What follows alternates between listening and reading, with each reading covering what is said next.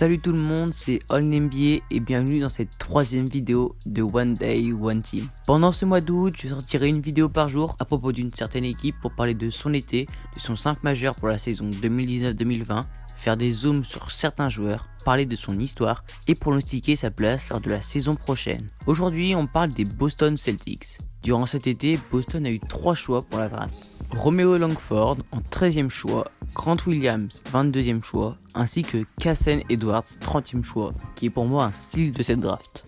Grant Williams et Kasen Edwards ont montré d'ailleurs de très belles choses durant la Summer League. Romeo Langford, lui, n'a pas joué. Les Celtics ont également re-signé un joueur, Bradley Wanamaker, et ont pu récupérer 3 joueurs.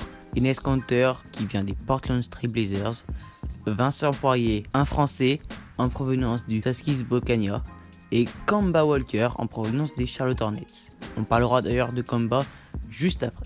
En récupérant ces 7 joueurs, ils en ont perdu 4. Al Horford, qui a signé aux Philadelphia Sixers, Kyrie Irving, la plus grosse perte de cette free agency, qui a été remplacée par Kemba Walker, qui a signé aux Brooklyn Nets, Marcus Morris, qui a signé aux New York Knicks, et Terry Rozier, qui a signé aux Charlotte Hornets, via un sign and trade avec Kemba Walker.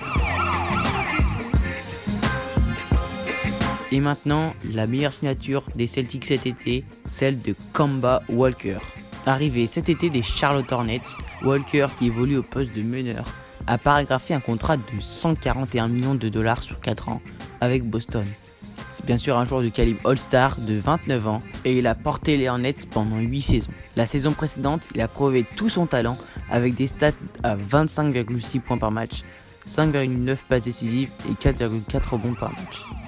Il a été bien évidemment le leader de l'équipe et a tenté de les hisser en playoff.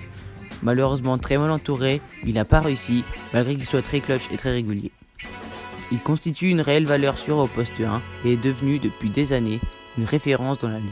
Selon moi, Kemba Walker peut mieux fitter que Kyrie Irving pour ce poste 1 dans l'équipe, car en effet, même si ce sont des profils très similaires, fort meneur-scoreur, Kemba semble être un meilleur coéquipier et semble pouvoir mieux s'adapter au système très collectif de Brad Stevens, en monopolisant moins le ballon et laissant plus ses coéquipiers briller.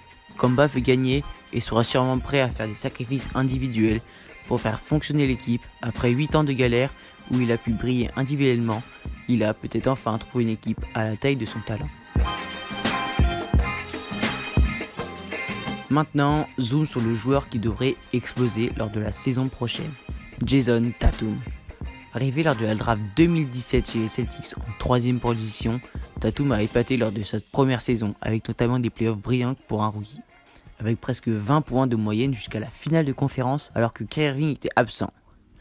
Malgré une saison collective 2018-2019 moins bonne que la campagne 2017-2018, on peut dire qu'il est plein de talent. À seulement 21 ans, il possède déjà des fondamentaux offensifs impressionnants. Certains le comparent même à Carmelo Anthony ou bien Paul Pierce. Avec les départs de Kyrie Irving, Al Horford et Marcus Morris, 3 joueurs qui monopolisaient beaucoup le ballon en attaque, surtout Kyrie Irving, il va devenir clairement la deuxième option offensive derrière Kemba Walker. Je pense que s'il est bien responsabilisé dans le système de Brad Stevens, il pourra enfin montrer toute sa classe, cartonner au scoring. Je ne serais pas étonné de le voir faire une saison au-dessus de 20 points de moyenne. Et pourquoi pas être All-Star au vu de son talent, ça pourrait enfin vraiment lancer sa carrière et présager un futur positif.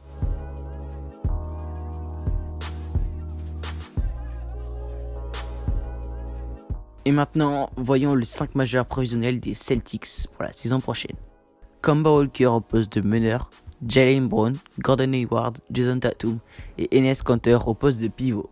Pourquoi ces choix ? Tout simplement parce que le système de Stevens est simple. Un meneur, un pivot, 3 ailiers qui permutent.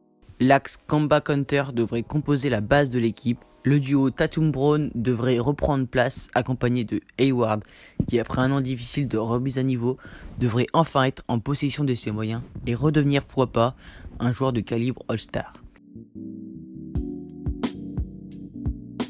Et maintenant, on passe au palmarès de l'équipe des Celtics. Les Celtics ont été dans leur histoire 17 fois champions NBA, 21 fois champions de conférence et 9 fois champions de division, ce qui fait d'elle la franchise avec le plus de championnats gagnés.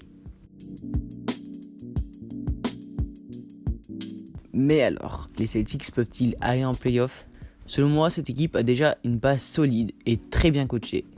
Si Tatum et Brown continuent leur progression logique et que Hayward a un bon impact, cette équipe peut viser le top 4 l'année prochaine et devrait laisser entrevoir de très belles promesses sur le long terme. Pourquoi pas accrocher une place de champion de conférence et aller en finale NBA? Moi je vois bien les Celtics atteindre la finale de conférence, une équipe plus homogène que l'année dernière, bien plus collective, qui devrait faire circuler le ballon encore mieux que l'année dernière. Et c'est la fin de cette 3e vidéo de la série One Day, One Team. J'espère que le concept vous plaît. On se retrouve demain pour parler d'une autre équipe. Si vous avez aimé la vidéo, n'hésitez pas à la liker, la partager, à vous abonner à la chaîne et activer la cloche des notifications. Vous pouvez aussi retrouver sur ma chaîne toutes les précédentes vidéos sur la série One Day, One Team. C'était Only NBA et on se retrouve demain pour une nouvelle vidéo.